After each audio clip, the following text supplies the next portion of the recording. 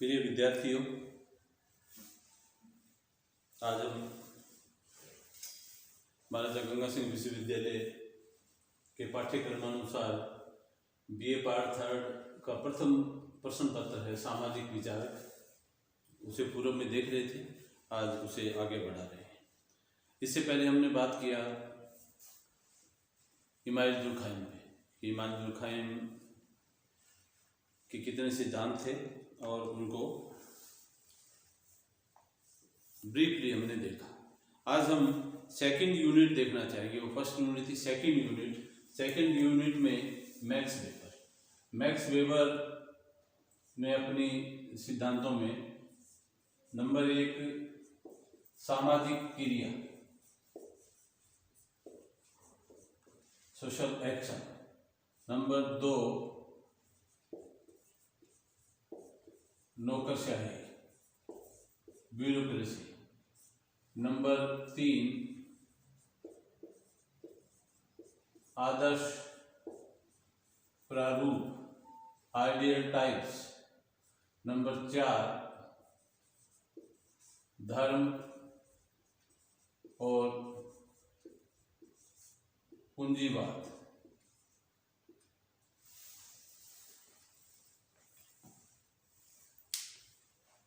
ये unit second में ये 4 चैप्टर हैं। पहले सामाजिक क्रिया।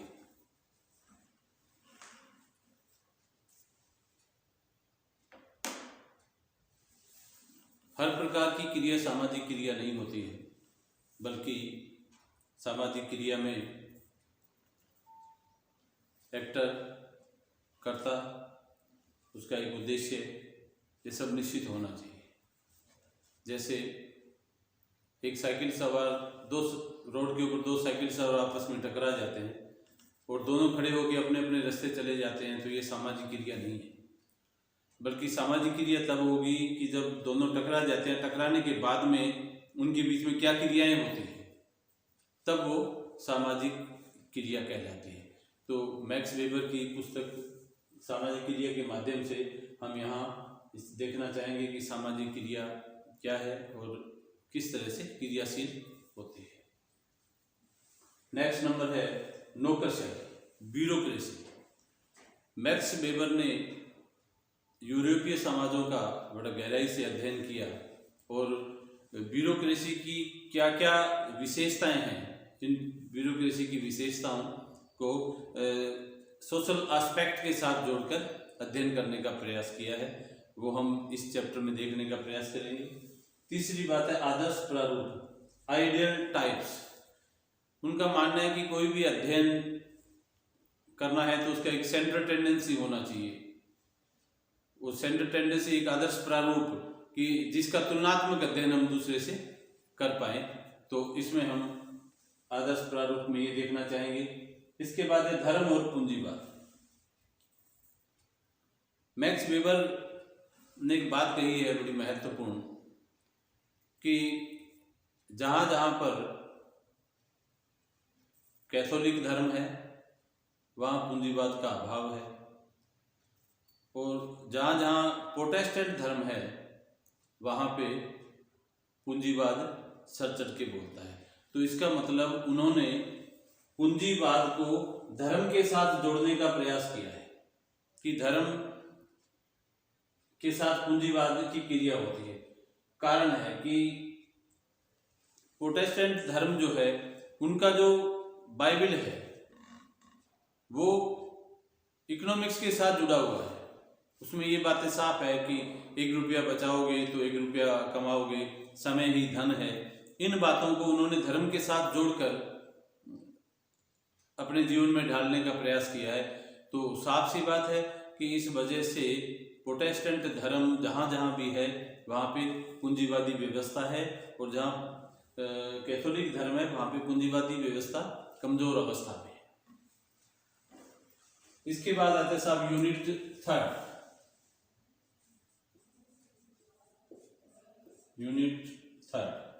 यूनिट 3 में है Friedrich Karl Marx.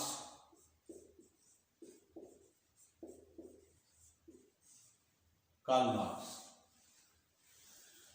Karl Marx की 3 बातें हम यहाँ अध्ययन में लेना चाहेंगे।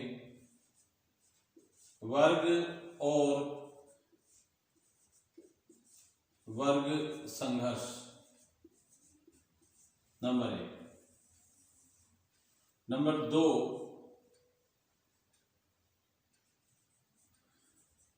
द्वंद्वात्मक भौतिकवाद।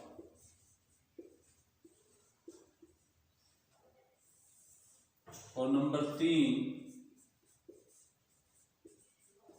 ऐतिहासिक भौतिकवाद। क्लास स्ट्रगल, डायलेक्टिकल मेटेरियलिज्म और हिस्टोरिकल मेटेरियलिज्म। कार्ल मार्क्स के थ्योरीज, कार्ल मार्क्स के सिद्धांत बड़े ब्रॉड स्केल पे है। कार्ल मार्क्स को लगभग हर शास्त्र के साथ पढ़ा जाता है। कार्ल मार्क्स वर्ग को बहुत महत्व देते हैं और उनका मानना है कि समाज में 2 ही तरह के वर्ग हैं, एक पूंजीपति वर्ग है और एक सर्वहारा वर्ग।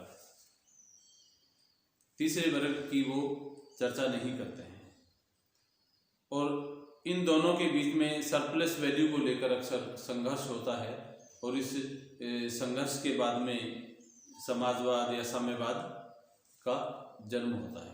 तो हम यहाँ इस अध्ययन में इनकी कार्ल मार्क्स की पुस्तक क्लास स्ट्रगल के माध्यम से हम इसे देखना चाहेंगे कि वर्ग और वर्ग संघर्ष के संबंध में कार्ल मार्क्स क्या बताना चाह रहे हैं। दास कैपिटल फेज फर्स्ट और दास कैपिटल फेज सेकंड और कम्युनिस्ट मैनिफेस्टो, ये जो 3 किताबें हैं उनकी, इनके माध्यम से उन्होंने पूरे समाज को समाजवाद से परिचित करवाने का प्रयास किया है और उसी के तहत द्वंद्वात्मक भौतिकवाद, डायलेक्टिकल मेटेरियलिज्म, उनका मानना है कि हर एक वस्तु के भीतर संघर्ष छुपा होता है। मैं एक छोटा सा उदाहरण यहाँ लेना चाहूँगा। एक बीज को जब मिट्टी, पानी और धूप पर्याप्त मात्रा में मिलता है तो वह अंकुरित होता है। यह अंकुरित होने की जो क्षमता है यह बीज के भीतर विद्यमान थी। बारिश स्पॉट के रूप में उसे पानी मिला, मिट्टी मिली, उसे धूप मिली, लेकिन अंकुरित होने वाली बात वहाँ उसके भीतर एक शक्ति, भीतर उसमें एक पावर या भीतर उसके एक संघर्ष था। उस संघर्ष का परिणाम हम एक छोटे पौधे के रूप में देखते हैं। तो डायलेक्टिकल मेटेरियलिज्म का उनका मानना है कि हर एक वस्तु के भीतर संघर्ष छुपा हुआ है, बाहरी कुछ व्यवस्थाओं के माध्यम से वह हमारे सामने दृष्टिगोचर होता है। तीसरा चैप्टर उनका है ऐतिहासिक भौतिकवाद, हिस्टोरिकल मेटेरियलिज्म, कि भौतिकवाद का एक अपना निश्चित इतिहास है। दास कैपिटल फेज फर्स्ट और फेज सेकंड में उन्होंने इसे बताने का प्रयास किया। साथ ही कम्युनिस्ट मैनिफेस्टो के माध्यम से उन्होंने द्वंद्व को अच्छी तरह से समझाया है। प्रिय विद्यार्थियों, हम आगे जब इसको कंटेंट्स को लेंगे, पूरा सब्जेक्ट मैटर जब इसको पढ़ेंगे तब हम उसे डिटेल से पढ़ेंगे।